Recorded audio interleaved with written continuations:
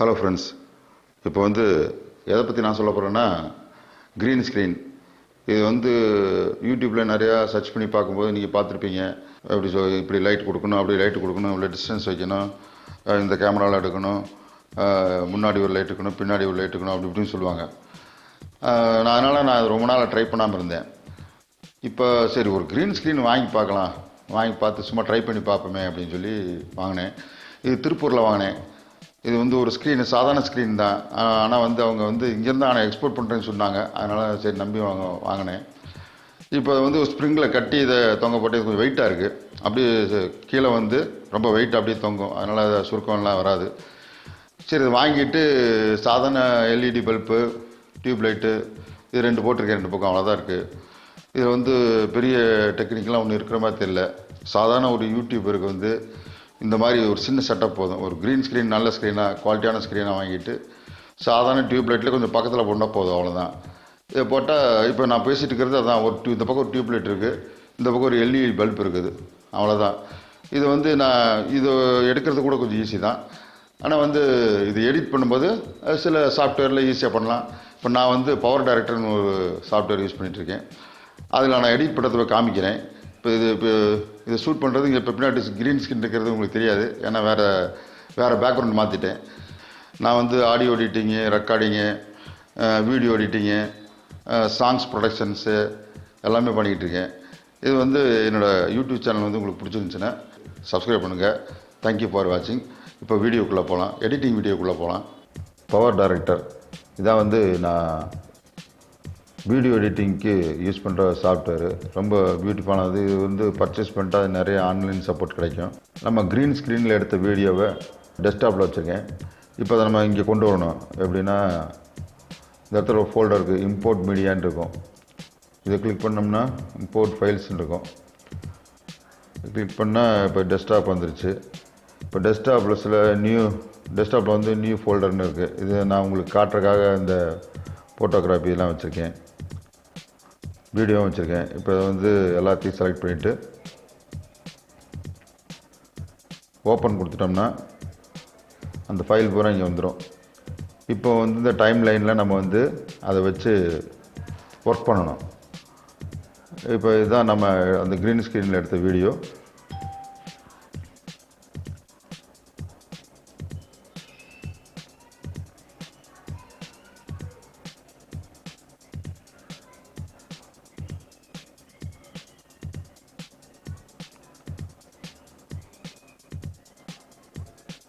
வந்து இங்கேருந்து தான் நான் பேசியிருக்கேன். அதனால் அதுக்கு முன்னாடி உள்ளதை கட் பண்ணிடலாம். இதான் நான் பேச ஆரம்பிக்கும்போது உள்ளது. இங்கேருந்து தான் நான் பேச ஆரம்பிச்சிருக்கேன். இந்த டிஸ்பிளே வந்து ஆட்டோமேட்டிக்காக தெரியும். இது ஸ்ப்ளிட் ஆப்ஷன் இருக்குது. அதை கிளிக் பண்ணோம்னா 2ஆக ஸ்ப்ளிட் ஆயிரும்.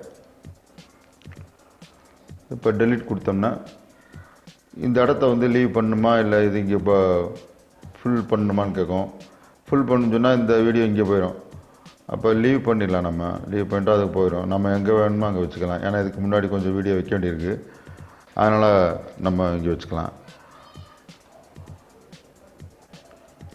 இப்போ வந்து இந்த க்ரீன் ஸ்க்ரீனை வந்து பேக்ரவுண்டை எப்படி எடுக்கிறதுங்கிறதா இப்போ வந்து டெக்னிக்கு. இதுக்கு சிம்பிள் தான். ஒன்றும் பெரிய வீடியோ எடிட்டரில் வந்து பெரிய விஷயமே ஒன்றும் இல்லை. ஆட்டோமேட்டிக்காக வந்து பிஐபி டிசைனர்னு ஒன்று இருக்கும் அந்த இடத்துல.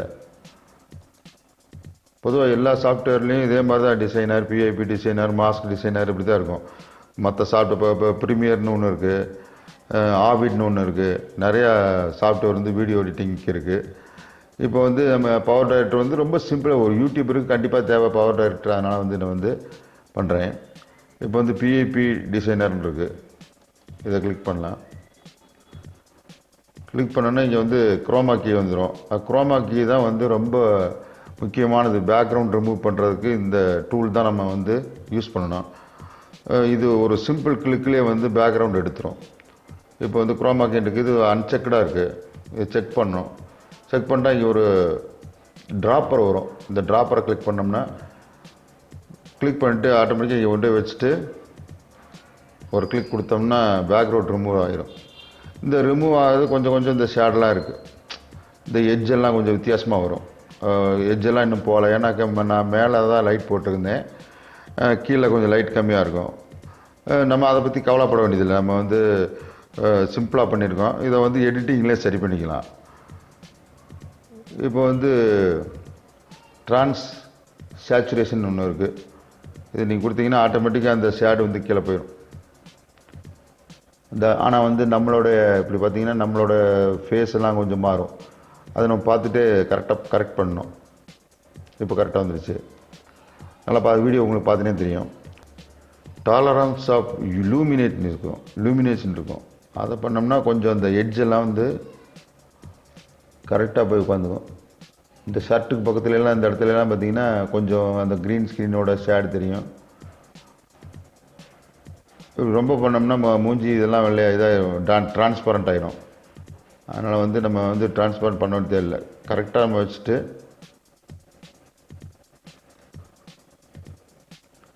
இப்போ வந்து இந்த லூமினன்ஸ் இருக்குது. அதை பண்ணோம்னா திரும்ப வந்து அட்ஜஸ்ட் ஆகும். இமேஜுக்கு கொஞ்சம் பாதிப்பு ஏற்படாது அவ்வளோவா. நம்ம வந்து ரொம்ப இதை கேர்ஃபுல்லாக செய்யணும். ஏன்னா வந்து ஃபினிஷ் பண்ணுற நேரத்தில் வந்து இதை நம்ம வந்து கெடுத்துடக்கூடாது. ரொம்ப கேர்ஃபுல்லாக பண்ணணும். இது வந்து இந்த ஒரே ஒரு கிளிக்கு 2-3 அட்ஜஸ்ட்மெண்ட்ஸு. இப்போ எட்ஜு ஷார்ப் பண்ணணும்னு கேட்கும். இப்போ இந்த இடத்துல எட்ஜு ஷார்ப் பண்ணிட்டோம், அவ்வளோதான்.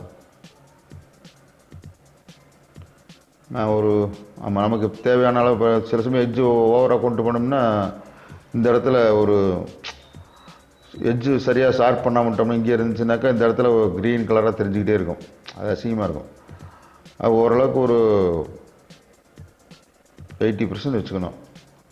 வச்சுட்டு வேறு ஏதாவது அட்ஜஸ்ட்மெண்ட்ஸுலாம் பார்க்கணும்.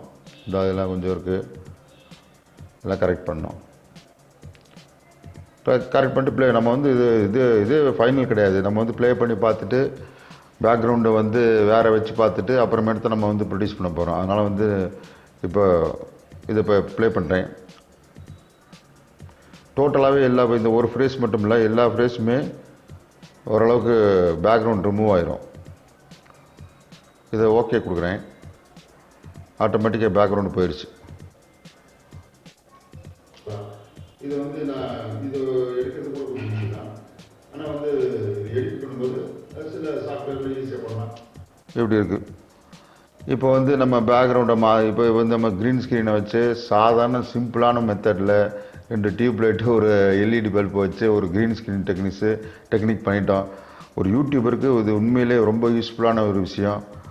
இப்போ வந்து இந்த அடுத்து வந்து வேறு பேக்ரவுண்டு வைக்கணும்னா என்ன செய்யணும்னு சொல்லி காட்டுறேன். இதை அப்படியே கீழே வச்சிடணும். இப்போ இந்த இடத்துல நான் ஒரு பேக்ரவுண்டு வைக்கிறேன். இப்போ வந்து இது பேக்ரவுண்ட் ரிமூவ் ஆச்சு. இதுக்கு பின்னாடி ஏதாவது இந்த ட்ராக்கில் ஏதாவது வச்சோம்னா, இந்த டைம் லைனில் ஏதாவது வச்சோம்னா அந்த டைம் லைன் தான் நமக்கு தெரியும் பேக்ரவுண்டில். இப்போ ஏதாவது பண்ணி காமிக்கிறேன். இப்போ வந்து ஒரு பார்ட்டிக்கல் வைக்கிறேன்னா வைக்கலாம், இல்லைன்னா இந்த இதை வைக்கிறேன், நான் வேறு வைக்கலாம். இது மாதிரி இருக்குது. இது வந்து இந்த பவர் டைரக்டரில் வந்து இதெல்லாம் இன்பில்ட்டாகவே கொடுத்துருவாங்க. நம்ம எல்லாம் தான் வாங்க வேண்டிய தேவையில்லை. அதே போல் ஆன்லைனில் வந்து நிறைய பார்ட்டிகல்ஸு, மூவிங் ஆப்ஜெக்ட்ஸு, டைட்டில்ஸு எல்லாமே நிறையா கொடுப்பாங்க. இது வந்து நீங்கள் வந்து யூஸ் பண்ணிக்கலாம். பவர் டைரக்டர் ரொம்ப ஸ்ட்ராங்கான ஒரு இது. இப்போ வந்து நான் வந்து ப்ளே பண்ணுறேன். இப்போ ப்ளே பண்ணால் பேக்ரவுண்டு வந்து பேக்ரவுண்டில் இருக்கிறது வந்து அந்த கடலுக்குள்ளே இருக்கிற மாதிரி இருக்கும். இதை நான் இப்போ பண்ணி காமிக்கிறேன். இப்போ ப்ளே பண்ணுறேன். இப்போ வந்து ஆட்டோமேட்டிக்காக வந்துருச்சு. இது வந்து பக்காவாக இருக்குது.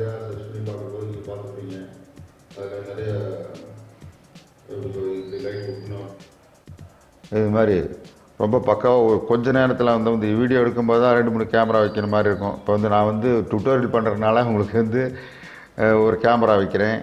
இந்த மாதிரி நிறையா விஷயங்களை 2 கேமரா வைக்கிறேன். அது சாதாரணமாக நீங்கள் வந்து ஒரு யூடியூப்புக்கு இன்ட்ரோ கொடுக்கும்போது பார்த்தீங்கன்னா இது ரொம்ப யூஸ்ஃபுல்லாக இருக்கும். இந்த சாஃப்ட்வேரும் யூஸ்ஃபுல்லாக இருக்கும். நீங்கள் வந்து சாதாரண செல்ஃபோனில் தான். ஆனால் இன்னொரு விஷயம் நான் சொல்லணும் என்னென்னா, இப்போ இதே க்ரீன் ஸ்க்ரீனில் டியூப் லைட்டு எல்இடி பல்ப் வச்சு ஹெச்டி கேமராவில் எடுத்தால் சரியாக வராது. செல்ஃபோன் கேமரா எடுத்தது நல்லா இருக்குது. நல்ல ஆனால் குவாலிட்டியான ஒரு கேமரா உள்ள செல்ஃபோனை வாங்கிக்கிங்க. செல்ஃபோனில் எடுங்க. சாதாரண இன்ட்ரோ தானே, இது பெஸ்ட்டாக தான் இருக்குது, இருக்கிறதுலே பெஸ்ட்டாக தான் இருக்குது. நான் வந்து இந்த 2-3 நாள் எனக்கே இது ஆச்சரியமாக இருந்துச்சு. என்னென்னா நம்ம சாதாரண லைட்டில் பண்ணுறோமே சரியாக வருமானு தெரியாமல் இருந்துச்சு. இப்போ வந்து ரொம்ப சூப்பராக இருக்குது. இதை நீங்கள் பண்ணி பாருங்கள். என்னோடய யூடியூப் சேனலை வந்து நீங்கள் சப்ஸ்கிரைப் பண்ணுங்கள். நான் வந்து video editing, audio editing, song production இது மாதிரி நிறையா பண்ணிகிட்ருக்கேன். ஆனால் இப்போ பொதுவாக வந்து என்னோடய மெயின் வந்து எப்படின்னா கிறிஸ்டின் டிவோஷனல் சாங்ஸ் தான் நம்ம வந்து ப்ரொடக்ஷன் பண்ணிகிட்ருக்கேன். அது வந்து ஓரளவுக்கு பெஸ்ட்டாக போயிட்டுருக்கு. என்னோடய யூடியூப் சேனலை வந்து சப்ஸ்கிரைப் பண்ணிங்கன்னா இந்த கிறிஸ்டின் சாங்ஸ் தான் அதிகமாக வரும். இந்த மாதிரி சின்ன சின்ன டெக்னிக் இடையில போடுவேன். அதனால் வந்து நீங்கள் பார்த்து நீங்கள் யூஸ் பண்ணிக்கங்க. தேங்க்யூ ஃபார் வாட்சிங்.